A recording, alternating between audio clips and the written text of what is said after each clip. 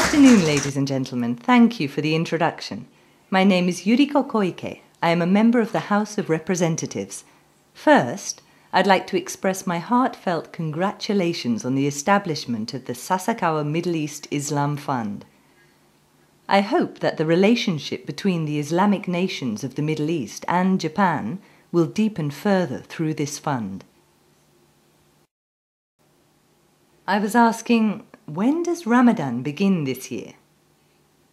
It starts on the 20th of August this year. Is that correct? It is in the evening, but we call it a breakfast meeting, because it is breaking a fast in the truest sense.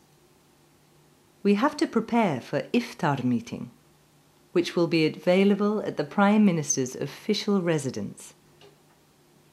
For ambassadors and other representatives of Islamic nations in the Middle East who are here today, I feel sure you have been attending this iftar, a dinner party to break the fast. I know that during the month of Ramadan, you observe the custom of having meals only in the evenings, after the sun goes down. We have been offering such a meal at the Prime Minister's official residence since a few years ago. I want to promote this tradition in Japan, and I felt the best way to make it known to people in Japan would be to start at the top. I began by educating former Prime Minister Junichiro Koizumi. I told him that iftar is made available at the Élysée Palace in France, or at the White House in the United States.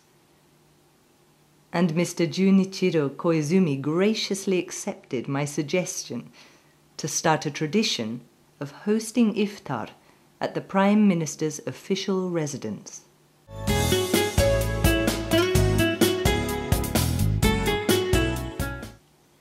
There is one concern that I have.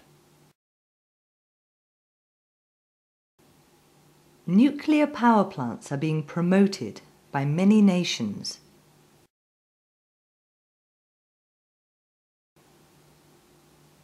Now let me come back to the meeting that was recently held by the Dead Sea, the Davos Forum. I talked about three things.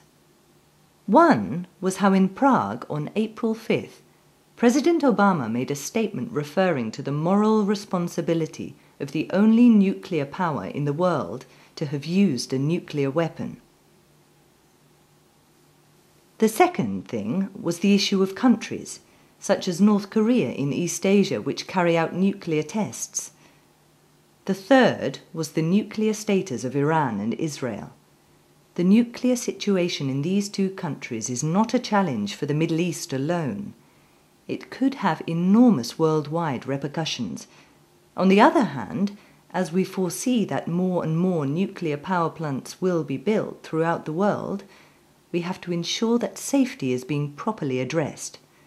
Also, as technology advances, it will become much easier to possess nuclear arms technology.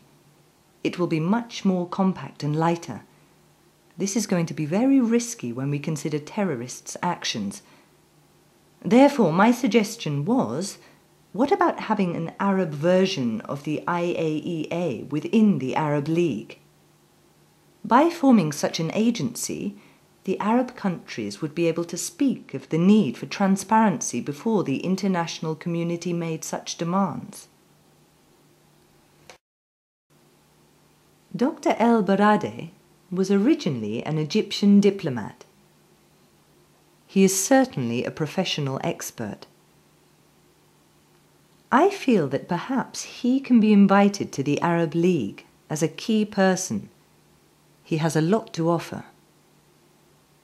You might form this kind of organization with him to ensure that your nuclear power plant development is properly adhering to safety constraints. I think that might be a good idea as a way to eliminate some of the concerns that the world has at present.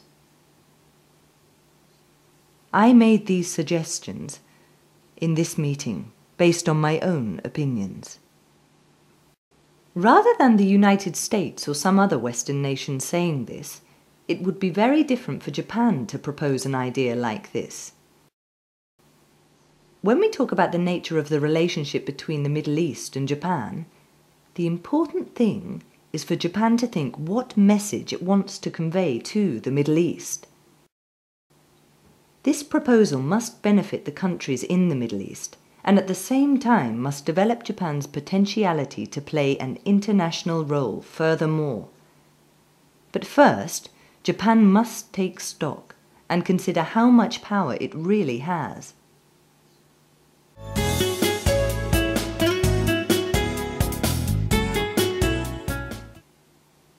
And here is another area where Middle Eastern nations are competing in a positive way: education.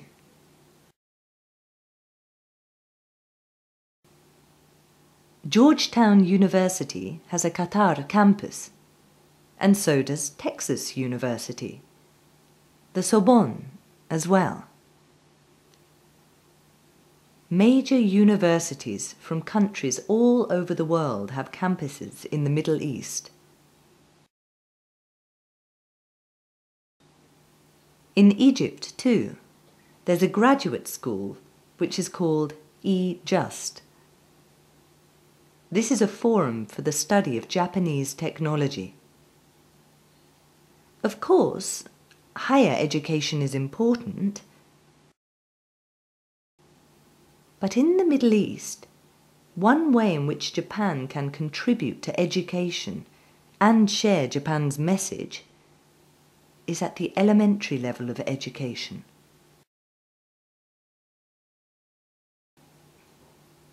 The transmission of Japanese morals or ethics or arithmetic can be very useful, especially during the early years of education, because these can form the basis of character building. I hope that Japan's abilities can be shared with the Islamic nations in the Middle East. None of this goes against Islam, I believe. If you are willing to study the Japanese mind, I think you will see wonderful outcomes 2 or 3 decades from now.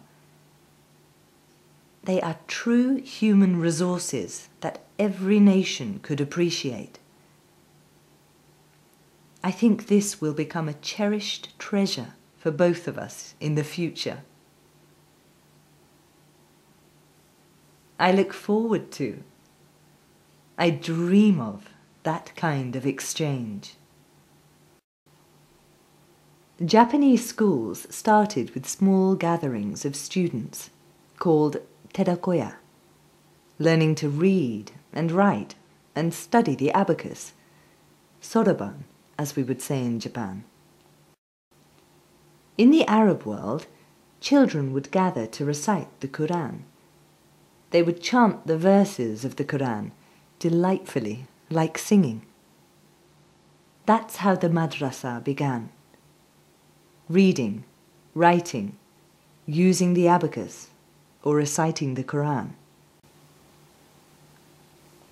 I believe that Japan and the Arab world have various things in common, and the way in which education began may be one example.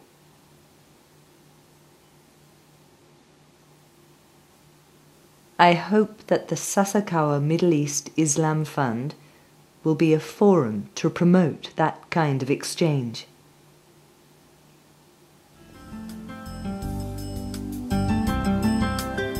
Thank you very much.